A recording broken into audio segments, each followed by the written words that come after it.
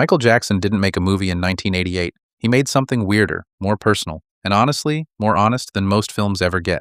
And going back to it now, it doesn't feel like watching a film. It feels like walking back into a memory you didn't know you still had. I've been a Michael Jackson fan since I was a kid, way back when Thriller was everywhere, and you could catch Billie Jean on Friday night videos like it was a ritual. Those weren't just songs, those were events. So coming back to Moonwalker after all these years, I remembered it almost instantly. That kind of thing doesn't happen by accident. Let's be real about what this is. Moonwalker is not a traditional movie. It's a music video anthology built around Michael's world, especially the Bad era. You've got a career retrospective, kids recreating Bad, claymation chase sequences, Michael Jackson! And it all builds towards something bigger. And as a kid, this was just pure entertainment. No overthinking, no connecting dots. It was fun. And honestly, it still is. The music carries everything, and when those songs hit, they still land exactly the way they're supposed to.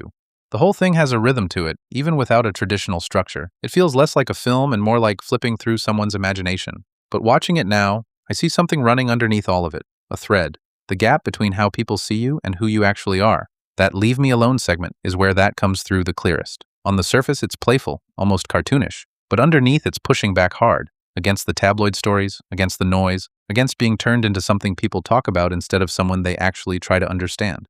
There's a moment where the press is literally drawn with dog heads, and it lands somewhere between funny and genuinely bitter. That's not an accident. And then there's that childlike spirit that runs through the whole film. The kids, the wonder, the imagination. It feels like something he was fighting to hold on to. In a world that kept getting louder and more cynical, that stands out. If you haven't seen Moonwalker, pause here, because I'm going into the smooth criminal segment, and that's where everything shifts. You've got a villain, children in danger, full action sequences, and transformations. Michael literally turns into a car, then a giant robot, then a spaceship. On paper, that sounds absolutely unhinged. But here's the thing, and this is what most people miss. The villain, Mr. Big, is named Frankie Lideo. That's a direct nod to Frank DeLeo, Michael's real-life manager at the time. The man had just been fired. So this big, cartoonish, over-the-top villain is actually personal, and suddenly the whole segment hits a little different.